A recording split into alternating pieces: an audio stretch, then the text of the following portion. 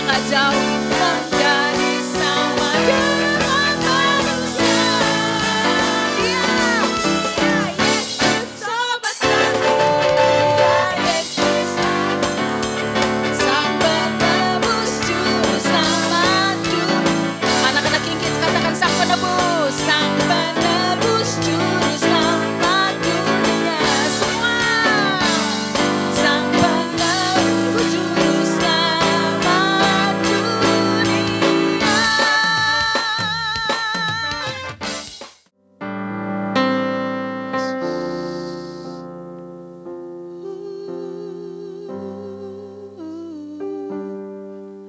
Walau dunia berubah, namun kasih-Mu Tuhan tetap sama di hidupku. Kau setia dalam setiap rencana-Mu. Ku percaya hidupku dalam tangan-Mu. Walau dunia berubah, namun kasih-Mu Tuhan, katakan Arauna, tetap sama di hidupku. Kau setia dalam setiap rencana-Mu. Ku percaya hidupku dalam tangan-Mu. Sampai detik ini ku melihat, katakan, penyertaan-Mu sempurna.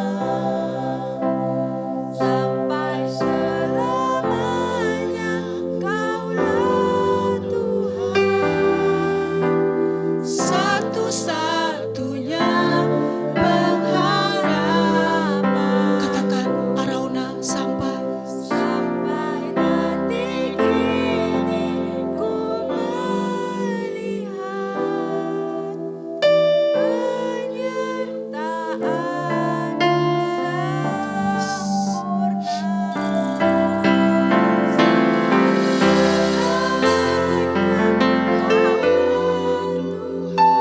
Katakan satu-satunya pengharapanku.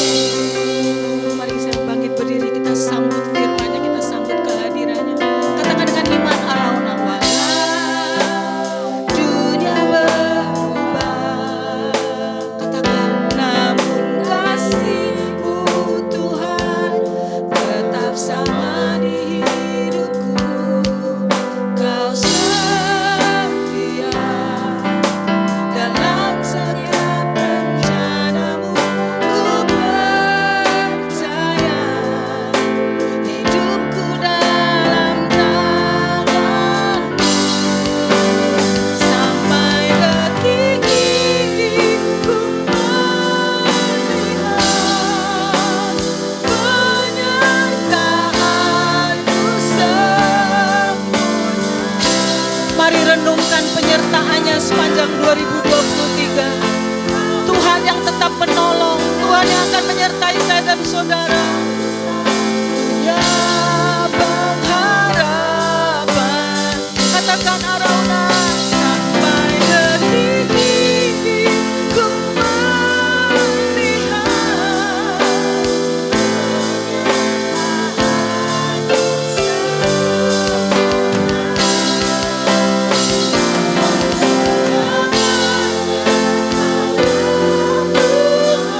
mari angkat kedua belah tangan.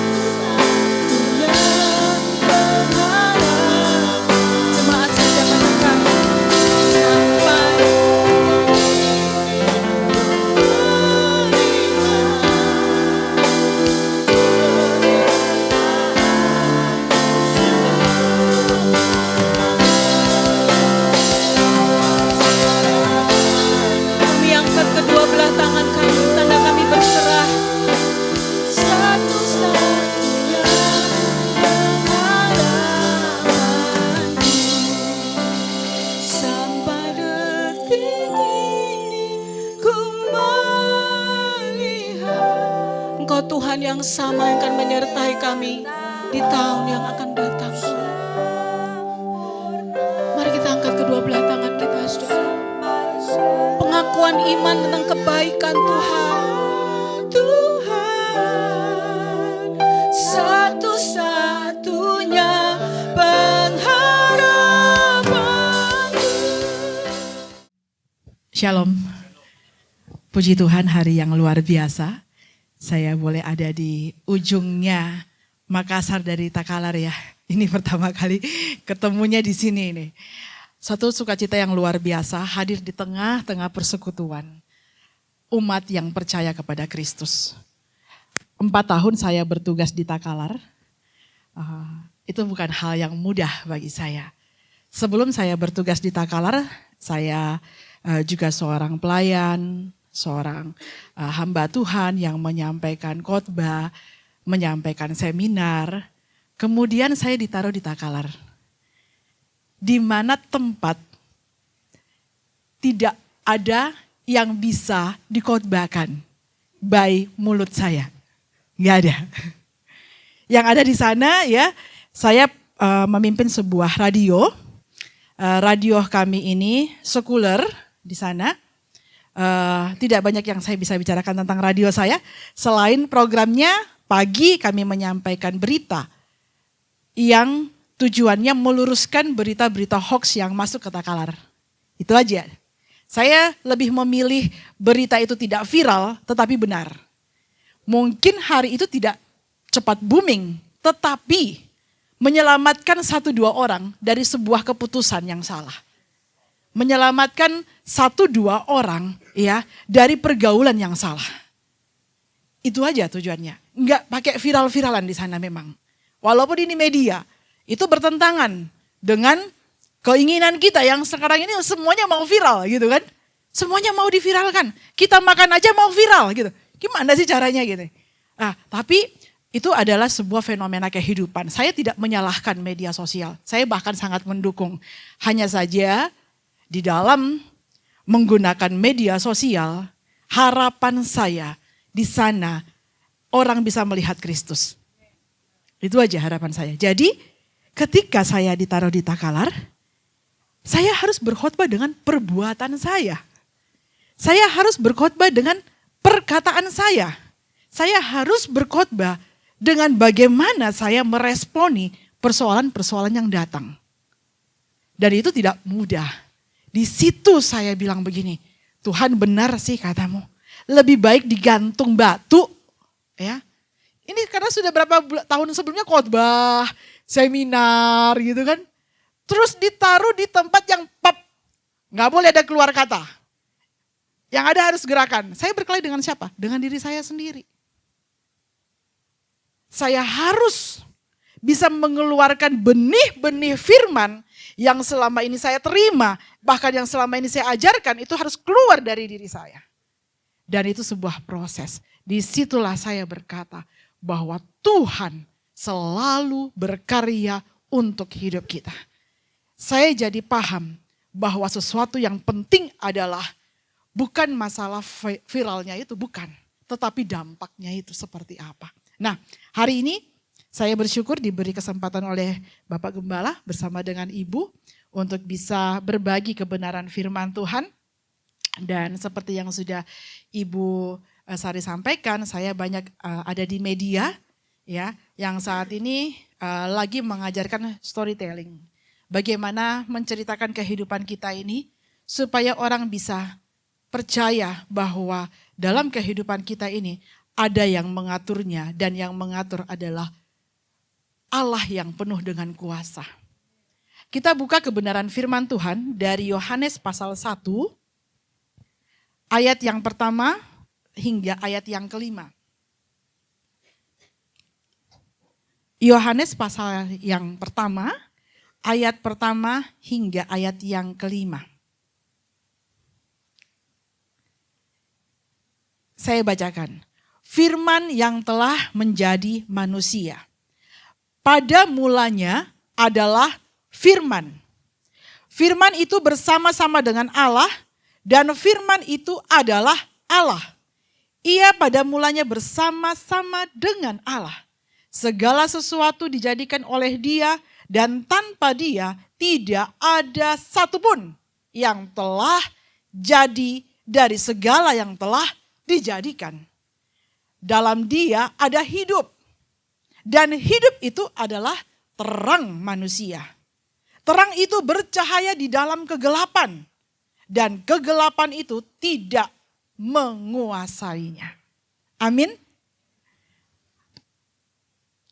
Bingung? Gini. Dalam kehidupan kita, ya, kadang-kadang kita itu merasa sangat lelah. Yang menjadi masalah, kita tidak tahu penyebab lelah kita itu apa. Yang menyebabkan kita lelah itu apa? Yang menyebabkan kita itu mentok itu apa? Kenapa?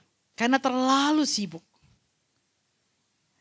Dan dalam kehidupan kita, ya dalam perjalanan hidup kita, entah itu kita sudah berumur 20 tahun, kalau kita berumur masih kecil yang tadi anak-anak sekolah minggu, itu kita masih mengisinya. Tapi ketika kita sudah dikatakan dewasa, ketika kita sudah mengambil keputusan untuk menikah, kita mengambil keputusan untuk bekerja, kita mengambil keputusan untuk bertanggung jawab atas segala sesuatu yang kita ingin pertanggungjawabkan. Kadang-kadang kita menjadi orang yang blunder. Capek, gak tahu arahnya kenapa. Yang kita tahu lelah. Itu satu. Yang kedua, karena tidak tahu akarnya apa, akhirnya kita melakukan apa saja dan membuang rasa lelah kita atau sampah kita itu kemana saja. Dan yang paling membingungkan terakhir, kita tidak tahu tujuan kita hidup itu apa. Ini sebuah perjalanan di dalam kehidupan kita yang membuat kita kadang-kadang menyesal di ujungnya. Kalau kita tidak tahu tujuan kita itu apa. Nah, dari firman Tuhan di Yohanes pasal 1 ayat 1 dikatakan begini. Pada mulanya adalah firman. Firman itu bersama-sama dengan Allah dan firman itu adalah Allah. Yang saya mau katakan, sebagai seorang ibu, saya di usia seperti gini sudah melewati gelar sebagai oma ya, dari 2 cucu gitu kan. Saya membesarkan anak, waktu anak-anak saya masih kecil, saya pikir semua bisa saya atasi. Tapi ketika mereka beranjak dewasa, yang membuat orang tua sekarang banyak kewalahan, orang tua bukan menjadi satu-satunya sumber informasi dari anak. Dulu anak-anak kita gampang. Sumber informasi anak itu hanya dari papa mamanya, dari gurunya, kemudian temannya. Selesai. Nah, kita menghadapi generasi yang berada di tengah-tengah kesemrawutan. Di tengah-tengah banjir informasi. Bayangkan anak kita bisa punya kebiasaan yang kita tidak pernah ajarkan, tidak pernah perlihatkan. Ya. Dan gurunya bahkan terheran-heran dengan anak didiknya sendiri. Kenapa? Karena sumbernya dari internet.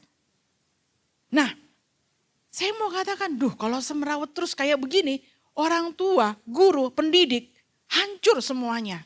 Kenapa? Karena mereka bisa memberi alasan, bisa memberi gambaran yang semestinya kalau kita pikir, karena kita sudah melewati, itu terlalu jauh. Itu terlalu maya, itu terlalu fana. Tetapi anak kita berada di 90% mungkin kehidupannya ada di dunia maya tersebut. Keputusan-keputusan yang dia ambil, itu bukan lagi berdasarkan kita loh. Tapi berdasarkan apa yang mereka dapat informasi dari dunia maya. Mereka bisa mempunyai kebiasaan dari Korea. Kita Korea aja gak pernah. Gitu kan. Tiba-tiba punya kebiasaan stylenya Korea. Gitu kan. Hah? Kok bisa? Saya kemarin 2 tahun lalu ditugaskan BPD ke Seko. Seko itu kalau mau ke sana naik pesawatnya 400.000. Naik ojeknya 1 juta. Ya. Perjalanannya 7 jam. 7 jam perjalanan, lebih banyak saya yang bawa motor daripada motor yang bawa saya. Karena jalannya ya, kalau mau buka di Google silahkan lihat Seko ya. Dengan jarak tempuh yang luar biasa. Saya berpikir bahwa di sana saya akan menemukan seorang anak-anak yang memerlukan kemurnian hidup sehingga mereka masih bisa berada di abad yang, maksud saya gini, bisa berada di peradaban yang benar. Yang terjadi apa? Ketika Natal, lagunya lagu Korea. Wow, saya heran. Ini kalau mau dapat internet di sana ya, Bapak Ibu, pengalaman itu harus bertarung nyawa. Karena ke pinggir-pinggir jurang baru dapat. Kalau jadi dengan kesulitan seperti itu, tapi daya tariknya internet luar biasa. Mempengaruhi anak-anak sekolah minggu. Lalu kemudian saya berkata seperti ini, waduh Tuhan, kalau kita lambat sedikit, ya kita ini nggak dapat generasi kita.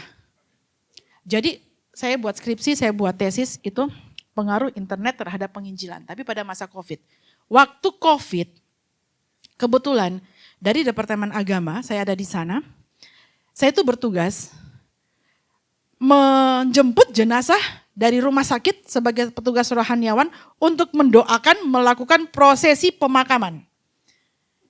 Itu tugas saya.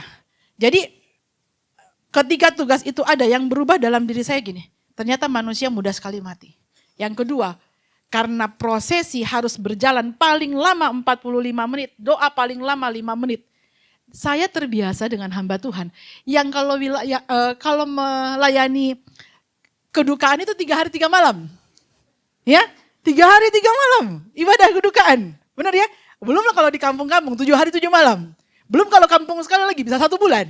Nah ini dalam waktu 5 menit, dalam waktu 10 menit antara saya dan orang yang ditinggalkan itu harus bisa meninggalkan benih kekuatan untuk membuat orang kuat di dalam Tuhan.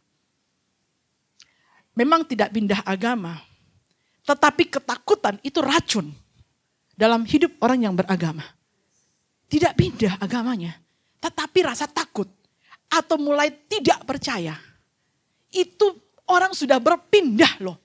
Ya, dan bagi kami hamba-hamba Tuhan, mata kami tajam itu terhadap apa? Jiwa. Ya. Jadi pada waktu itu saya hanya berlutut, Tuhan, saya udah kuliah 4 tahun, enggak ada teori yang mengajarkan saya bagaimana menyampaikan firman Tuhan sesingkat mungkin. Orang itu berada dalam kebenaran, tetap teguh dan punya pengharapan di dalam Tuhan. Di balik itu dia harus tetap percaya bahwa Tuhan pasti akan menolong dia, menolong keluarganya dan menyelamatkan yang sudah meninggal. Dalam artian bahwa yang meninggal ini bukan karena kutuk, tetapi karena memang ada pandemi. Dan dia harus punya percaya bahwa dia meninggal di dalam Tuhan, di tengah-tengah bencana. Tidak mudah. Dalam waktu 5 menit. Ketika saya menghadapi masalah ini, saya kembali kepada Yohanes pasal 1. Pada mulanya adalah firman. Buku teologi yang saya baca, semua itu yang tertinggi adalah firman Tuhan itu sendiri. Lalu saya bilang, Tuhan, Yohanes pasal 1 pada mulanya adalah firman. Lalu Tuhan bilang gini, sini saya ajar kamu. Ya Tuhan, saya bilang. Coba buka kembali di Kejadian pasal 1. Di awal firman Tuhan pun, bumi belum berbentuk dan kosong. Semuanya enggak beraturan. Bagaimana Allah menyelesaikan? Pada mulanya Allah berfirman. Wow. Lalu kembali di Yohanes ketika Tuhan memulai masa yang baru. Tuhan memulai sebuah kasih karunia yang baru di mana 400 tahun lebih tidak ada kabar, tidak ada berita. Sama sekali manusia seharusnya kalau manusia didiamin 400 tahun itu mati dia. Ya, mati rasa, di ghosting gitu ya. Ghosting. 400 tahun di ghosting. Gak ada kabar tentang keselamatan. Sedikit pun gak ada. Makanya orang-orang Yahudi waktu itu mengutamakan Taurat sebagai satu-satunya tali merah untuk menyampaikan mereka kepada rasa selamat. Ya, rasa selamat bukan keselamatan. Jadi gini, kalau saya melakukan ini, saya selamat. Itu yang menguatkan dia. Karena gak ada yang akan berkata gini, engkau kutebus, engkau kuselamatkan. Engkau sudah kutebus. Enggak ada. Jadi makanya mereka sangat berhati-hati, bahkan biji selasi pun mereka bisa pisahkan untuk memberikan persepuluhan kepada Allah.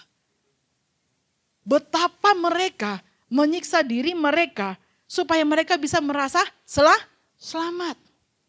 Nah, lalu saya katakan gini, ya Tuhan, lalu selanjutnya dengan kesemrawutan seperti ini, bayangkan di dalam dunia internet kita nggak tahu berita yang mana yang benar, yang mana yang salah. Nggak tahu kita. Lalu kita mau tahu dari mana? Sedangkan semua orang terlalu sibuk, tidak ada yang sempat untuk duduk merenungkan kebenaran firman Tuhan, kecuali hamba-hamba Tuhan. Jadi saya mau katakan sekali lagi, pekerjaan hamba-hamba Tuhan bukan semakin mudah di akhir zaman. Nah, pada mulanya adalah firman. Perkataan ini mungkin bagi sebagian orang ya adalah sesuatu yang membingungkan. Tapi saya mau kasih kecil lagi, contohnya seperti gini. Di Surabaya saya sempat 8 tahun sebagai seorang supervisor marketing untuk perbankan. Itu banknya internasional, saya sebut aja Citibank ya. 8 tahun saya di Citibank. Dari 8 tahun pengalaman saya, kadang-kadang namanya marketing itu kadang-kadang up and down. Kadang dia bersemangat ya, kadang dia jatuh sudah blank, seberang-blanknya. Makanya saya melihat, jadi waktu di Surabaya itu, karena saya dari kampung, dari Makassar, Surabaya, saya melihat kalau orang terlalu sering ditekan, karena memang tanda tangannya sayangnya itu gini, bersedia bekerja di bawah tekanan. Bener ya kalau bikin ya, bersedia bekerja di bawah tekanan. Ya, saya tanda tangan lah, bersedia bekerja di bawah tekanan. Saya nggak pikir tekanannya, saya pikir komisinya. Ya gitu kan, jadi saya pikir komisinya. Nah, ketika saya melihat bahwa terlalu sering ditekan, orang itu bisa blank. Akhirnya apa? Marketing itu kerjanya di mana? Di bar, gitu kan. Nah, karena saya punya basic, bukan secara kebetulan ya, bukan orang tua saya masih namanya Abdurrahman Baisa. Saya basic firmannya nggak kuat-kuat amat ya, waktu ke Surabaya. Tetapi etika yang ditanamkan ternyata itu sesuai dengan firman Tuhan. Saya baru ketemu, wah ternyata ini firman Tuhan gitu kan. Jadi ketika saya berada di tekanan yang sama, saya melihat ada perbedaan. Perbedaan itu bukan di luar tapi di dalam. Dan di dalam itu siapa? Ternyata firman. Ini yang membuat, waduh Tuhan, saya ini selama ini waktu jadi marketing, saya baca buku 101 cara, 1000 bukan 100, 1001 cara untuk sukses. 1001 cara berbicara untuk bisa membuat orang terpengaruh. 1001 cara leadership. Pokoknya 1001 cara. Sampai saya kerjakan. Suatu waktu saya juga buntu. Ya, ada 2 pilihan. Waktu itu teman ajak, Lin kita sudah buntu banget nih katanya. Kita nongkrong yuk, hangout. Saya nggak tahu hangout itu apa. Ya, bahkan Ensley pun saya kira itu merek handphone. Karena handphone saya pas rusak ditanyain mau Ensley. Saya pikir Ensley itu merek handphone Cina. Padahal ronde, makanan Jawa, makanan Angsley ya. Gitu. Ternyata Angsley itu diajak hangout. Hangout itu apa gitu kan. Ya udahlah pergilah saya. Saya product knowledge Citibank saya hafal. Tapi yang di luar itu saya nggak hafal. Karena saya orangnya suka fokus gitu kan. Sampai di sana, karena perawakan saya sedikit agak aneh. Orang itu pada menghindar. Saya dikira ternyata Intel. Waduh, saya dijauhi.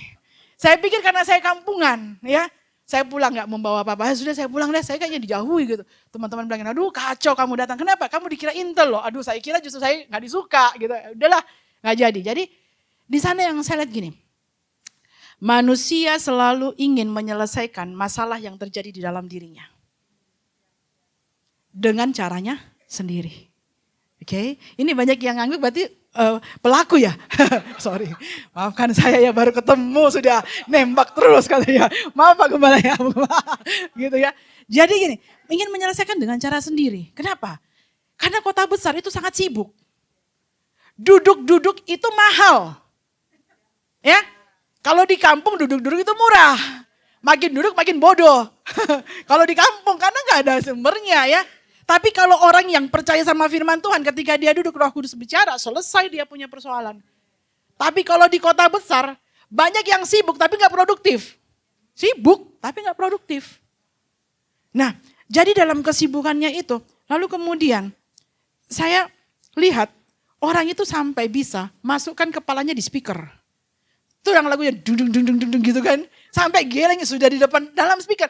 Saya berpikir, oh ternyata tingkat stres dalam diri manusia itu gak ada ujungnya, Pak. Kecuali maut. Gak ada ujungnya. Jadi kalau ada yang stres mau lari ke minuman, saya bilang, minuman mau alkohol sekian, gak akan selesai di situ. Nanti dia selesai kalau sudah kena liver kena kanker, ya baru udah selesai, tenang. Karena saya banyak di penginjilan seperti itu ya. Saya enak menginjil, lebih baik menginjil di rumah sakit, Bu, enak, efektif. Efektif ya. Papa saya soalnya meninggal dengan liver, saya harus menginjil dia kurang lebih 6 bulan. Saya meninggalkan pekerjaan, lalu saya mau katakan, tidak ada yang paling penting yang perlu kita ketahui dalam hidup ini kecuali firman Tuhan. Tetapi bukan berarti saya suruh Bapak Ibu 24 jam renungkan firman Tuhan, bukan. Yang saya mau katakan, menjadikan firman betul-betul sebagai pelita. Dan itu memang butuh usaha. Jadi pada mulanya adalah firman. Nah, berita Natal ini dimulai bukan dengan undangan Natal. Bukan dimulai dengan lampu-lampu Natal, bukan dimulai dengan basar, bukan dimulai dengan pengumpulan dana, bukan, booking hotel, bukan. Tetapi dimulai dengan kabar. Kabar itu adalah firman. Yang membuat pembaharuan itu terjadi adalah firman itu sendiri. Nah, sekarang hidupmu adalah duniamu. Hidupmu adalah duniamu. Seperti apakah sekarang berantakannya dunia itu? Seperti apakah berantakannya ini dalam pikiranmu, dalam planningmu di tahun 2023 ini? Apakah tidak bisa memisahkan antara air dan darat? Seperti cakrawala ya, Tuhan ciptakan di hari yang pertama dengan firman. Apakah tidak bisa kamu membedakan antara terang dan gelap? Apakah sampai sebegitu kacaunya? Saya mau katakan, jalan yang paling baik, datang ke rumah Tuhan. Duduk diam di sini. Percayalah, saya mau katakan. Dunia begitu sibuk cari informasi di internet, scroll terus. Tidak rasa sudah jam 6 sore. Makan, ya, terus akhirnya sambung lagi. Kenapa orang suka dengan handphone? Karena mereka bisa mengalihkan pikiran mereka dari masalah yang sebenarnya lewat handphone itu. Ya, bete nunggu, ada handphone. Dicuekin teman, kesana dicuekin, di sini dicuekin, ada teman. Semuanya ada jawabannya di handphone. Itu sarana yang Tuhan berikan, tapi kita yang harus menguasai sarana itu. Bukan kita yang dikuasai sama sarana. Tapi kalau masih saja membingungkan, mending ambil waktu. Ada jam doa di sini ya Bu ya, untuk hari doa. Ambil hari doa. Ambil jam doa. Pada mulanya adalah firman. Jadi saya mau katakan, seberapa jauh targetmu dari tahun 2023 ini dengan penghujung tahun, sejauh apa planningmu hancurnya. Saya cuma mau katakan, ketika semuanya begitu kacau, diam dan berkata, pada mulanya adalah firman. Dan firman itu adalah Allah sendiri. Dan firman itu telah menjadi manusia. Dan firman itu tinggal di dalam aku. Bukankah dirimu adalah bait Roh Kudus? Di mana firman memang seharusnya tinggal.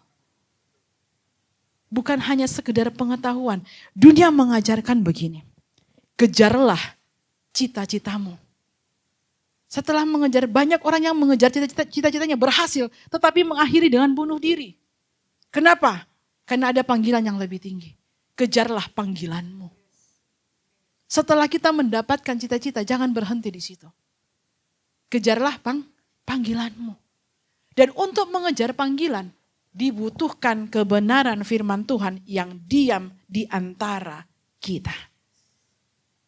Kesuksesan yang paling menyenangkan adalah bisa duduk diam dalam tenang.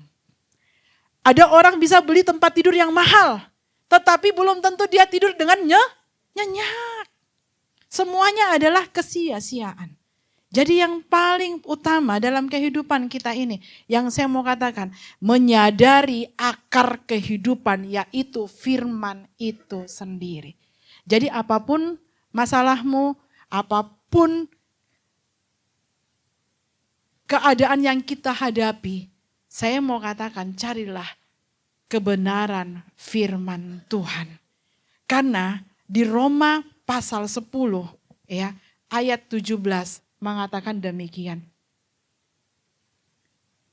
Roma pasal 10 ayat 17. Jadi iman timbul dari pendengaran dan pendengaran oleh firman Kristus. Kembali lagi ke buku yang biasa-biasa ini loh, ya. Ke buku yang biasa-biasa ini. Siapa yang punya? Saya pencinta buku. Ke buku yang biasa-biasa ini. Tetapi kalau dibaca, dia menghidupkan roh yang ada di dalam kita. Dia membenahi jiwa yang ada di dalam diri kita. Dan dia memperbaiki bagian-bagian tubuh yang setiap selnya ternyata tunduk di bawah kebenaran firman Tuhan. Sudah sering dengar sel kanker, kalau Tuhan bilang sembuh-sembuh. Kenapa? Karena firman lebih tinggi daripada semua itu. Saya kalau ada masalah, saya suka mengangkat tangan saya lebih tinggi. Gini. Bukan tanda menyerah. Tapi saya menandakan bahwa logika saya sudah kalah. Ini Tuhan nih, saya ngangkat firman-Mu Tuhan. Firman-Mu Tuhan, saya perlu firman-Mu Tuhan. Enggak perlu yang lain. Lalu gimana cara mendapatkannya? Duduk diam, tenang. Mendengarkan firman Kristus itu sendiri. Di tengah-tengah gegap gempita Natal, di tengah-tengah undangan yang bertubi-tubi. Karena kami di Kementerian Agama tiap hari itu ada undangan. Ada sinode di Makassar itu hampir 400 ya. Jadi kalau itu gereja hampir 700, kami cuma 4 orang, 5 orang. Ya. Jadi kalau kata sambutan itu harus hadir beri kata sambutan. Nah di tengah-tengah itu saya paling sedih kalau saya pulang dan saya tidak membawa satu rema untuk hidup saya. Kenapa? Saya lapar. Saya terus harus berhadapan dengan masalah. Setiap bangun tidur sampai tutup mata itu Bapak Ibu harus buat keputusan. Benar? Mau bangun apa tetap tidur, mau masak apa beli makanan, mau pergi kemana, mau kasih keluar apa, motor apa mobil. Itu pikir semua. Di tengah-tengah kehidupan kita yang belum kita pikirkan hal-hal yang lebih lagi. Yang di luar kemampuan kita. Kalau masalah itu datang, kita katakan masalah. Karena masalah itu selalu melebihi kapasitas yang ada. Dia menjadi masalah ketika sesuatu itu datang melebihi kemampuan kita. Ya, kalau kebutuhan kita beras 5 kilo, di rumah ada beras 5 kilo, nggak jadi masalah kan? Kebutuhan kita 5 juta, di rumah ada uang 5 juta, nggak jadi masalah. Yang menjadi masalah kalau kebutuhan kita 5 juta, yang ada tinggal 200 ribu. Nggak tidur kita, berpikir kan? Di tengah-tengah tantangan itu siapa yang kita harapkan? Kalau bukan Tuhan. Tuhan tidak akan menurunkan uang dari langit, tidak akan. Seperti itu kisahnya tidak. Yang saya mau katakan begini, yang Tuhan turunkan kepada kita adalah damai sejahtera. Di dalam rasa tenangmu, jawaban-jawaban atas masalahmu itu akan muncul. Jadi yang paling penting adalah menemukan damai sejahtera itu. Menemukan firman, tinggal diam dan tenanglah. Di sana terletak kekuatanmu. Itu firman Tuhan katakan. Firman Tuhan katakan, di Mazmur ya ketika Daud itu betul-betul sudah kepayahan. Dia mengatakan, aku melayangkan mataku ke atas gunung-gunung. Dari mana datang pertolonganku? Ya, pertolonganku ialah Tuhan yang menjadikan langit dan bumi. Dia akan menguatkan kakiku. Dia akan melindungi aku dari matahari. Kenapa saya bisa berkata begini? Karena berulang kali dibuang Tuhan. Supaya memenuhi panggilan Tuhan. Saya pikir saya dulu akan menjadi seorang yang, saya dulu pikir mau jadi poluan gitu ya. Seharusnya cocok ya secara manusia. Papa, mama saya itu poluan gitu kan. Iya gitu. Giliran papa saya sakit liver, kematian membayang. Papa saya kan memang dari kampung tuh. Ya. Tahu nggak? Yang datang ganggu dia siapa? Roh-roh jahat. Sebentar datang bentuknya menggenaskan. Saya nggak bisa lihat sih. Tapi yang saya lakukan, karena saya tahu firman, saya hanya berdoa. Saya bilang ada satu nama yang memiliki kuasa di atas segala kuasa. Yaitu Yesus. Jadi saya berdoa dalam nama Tuhan Yesus saya tengking roh-roh jahat. Terus kata papa saya, akhirnya dia bisa tidur. Karena dia mau tidur, butuh tidur loh. Akhirnya dia bisa tidur. Dan dia bilang begini, nak puji Tuhan ya. Ternyata kamu lebih hebat dari, saya ini jadi sembuh hatiku. Kenapa Pak? Saya sebenarnya kecewa kamu gak jadi poluan. Kamu jadi hamba Tuhan gitu kan. Saya kecewa gitu. Kenapa kecewanya? Iya karena saya pikir kan poluan gagah. Tapi poluan gak bisa ngusir setan katanya. Kamu hamba Tuhan, memang rencana Tuhan ya. Akhirnya papa saya ngomong kayak gitu. Memang rencana Tuhan ya lebih hebat daripada rencana manusia ya. Gitu ngomongnya. Terus papa saya itu kan sudah dipakein morfin karena itu liver ya, hipotoma itu karena sakit banget ya. Jaga. Dia mau sekali tidur, ya. Dia pengen. Saya dan papa saya kebetulan saya sendiri anak perempuan, sangat dekat. Papa saya itu seorang pekerja keras karena dari kecil suka dicambuk supaya kerja, gitu kan. Hidup dengan mama tiri, jadi dia selalu cambuk supaya kerja. Nah, saya karena sayang saya sama papa saya ikut-ikutan kerja gitu kan. Jadi nggak bisa duduk dikit dipanggil lagi gitu kan. Jadi kalau mau lihat saya aktif ya iya. Kan, makanya Makassar Takalar kecil bagi saya ya. Karena sering kali gitu ya papa saya.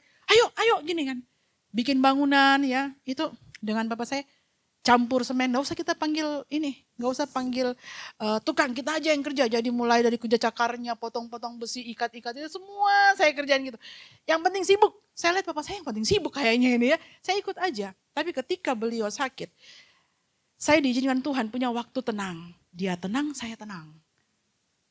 Dia gak bisa keluarin perintah lagi selain minta ditemanin. Temanin saya ya. Waduh saya ini tenang sama beliau. Saya juga jadi tenang. Di situ saya bilang Tuhan, pada mulanya adalah firman. Ketika tenang, ada dua yang kita akan muncul. Apakah firman atau pikiran kita sendiri. Kalau pikiran kita sendiri, semua masalah yang tidak rumit akan jadi lebih rumit. Tapi kalau firman yang muncul, ya, masalah yang rumit jadi tidak rumit. Kenapa? Allah berkuasa atas langit dan bumi. Ingat perkataannya siapa ini Maria? Bagi Tuhan tidak ada yang mustahil. Selesai. Baca di mana? Yosua. Musuh yang mati karena dijatuhi batu oleh karena perbuatan Allah jauh lebih banyak daripada yang dibunuh oleh pasukan perang. Loh, ajaib, lega jiwa saya. Jadi dalam hal itu saya katakan ketika kita tenang diam, benar di sana ada kekuatan. Asalkan isinya firman Tuhan. Hargai firman Tuhan mulai hari ini. Hargai firman yang kita dengarkan hari ini. Simpan jadi harta, jangan ditukar dengan apapun. Jangan ditukar dengan apapun. Ketika Allah mengatakan dia mengampuni kita, lalu datang iblis mengatakan, enggak kamu masih berdosa. Pegang yang firman Tuhan katakan. Walaupun dosamu merah seperti kermisi, Tuhan mampu putihkan seputih salju. Amin. Udah selesai. Tapi kalau kita pegang dosa, iya berdosa gini, iya berdosa. Makanya ada hamba Tuhan yang bunuh diri juga. Gak kuat dengan penghakiman.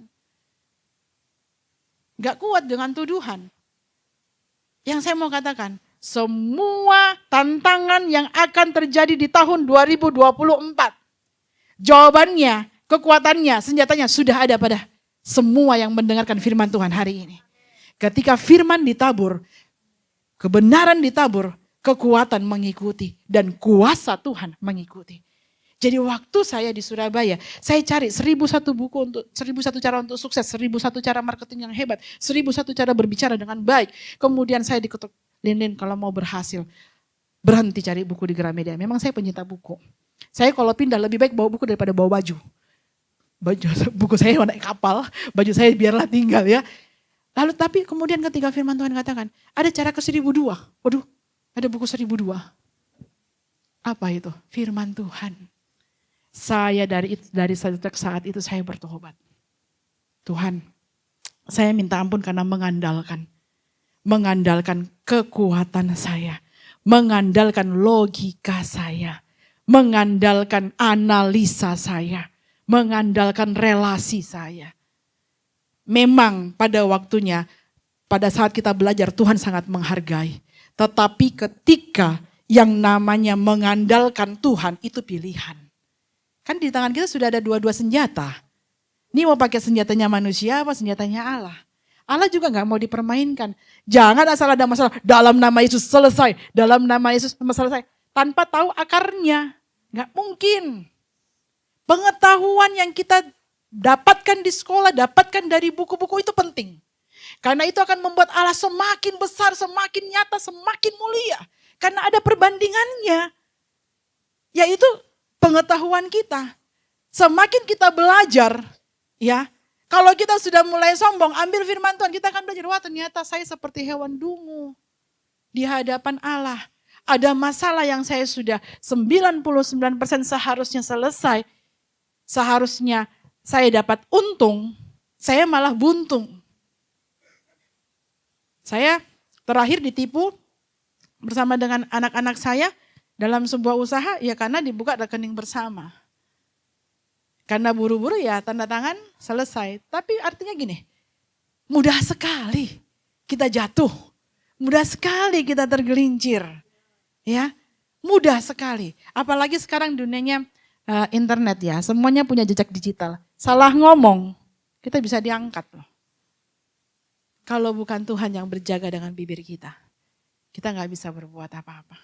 Jadi saya katakan sekali lagi, apapun tantangan yang kita akan dapatkan di tahun 2024, dikatakan ketika para gembala-gembala, para orang-orang Majus, bahkan dunia sedang dalam kegelapan tanpa ada jalan keluar, dikatakan bahwa pada mulanya adalah firman, dan firman itu adalah Allah sendiri, dan firman itu menjadi manusia. Itulah Yesus yang lahir di kandang domba, di dalam palungan. Kenapa enggak lahirnya di istana? Supaya enggak perlu pakai pengawal mau izin-izin masuk. Siapapun bisa datang kepada Yesus. Tinggal punya kerendahan hati enggak? Mau ke tempat yang paling rendah. Tuhan sering membawa kita ke palungannya kita loh. Di mana? Di tempat paling hina. Di tempat kita paling titik nolnya kita. Di sana kita bertemu Yesus. Jarang yang ketemu Yesus sedang lagi bulan madu. Jarang. Jarang ketemu Yesus sedang lagi menang tender. Jarang.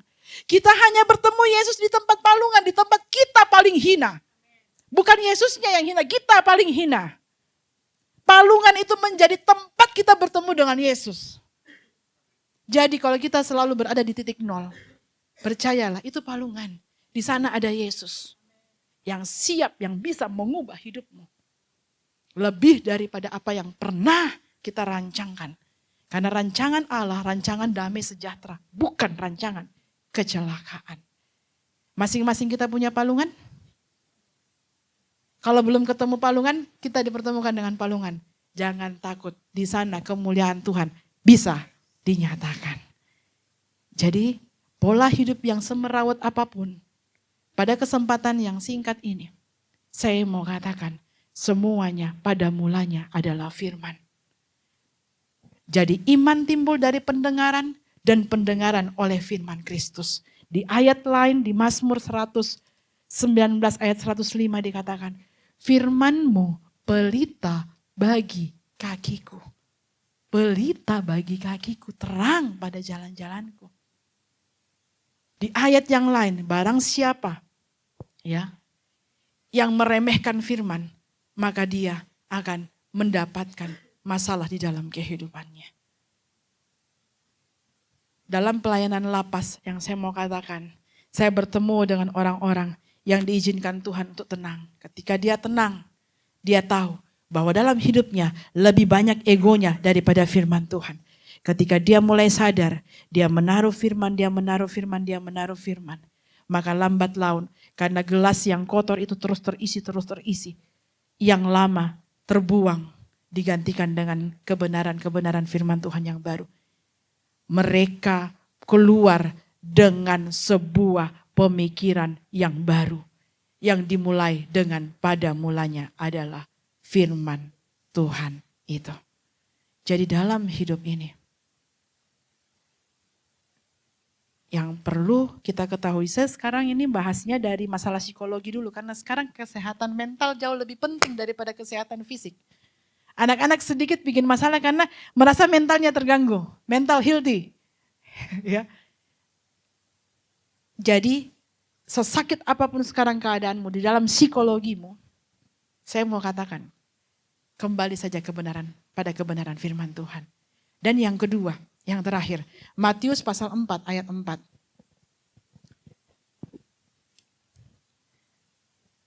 Matius pasal 4 ayat 4.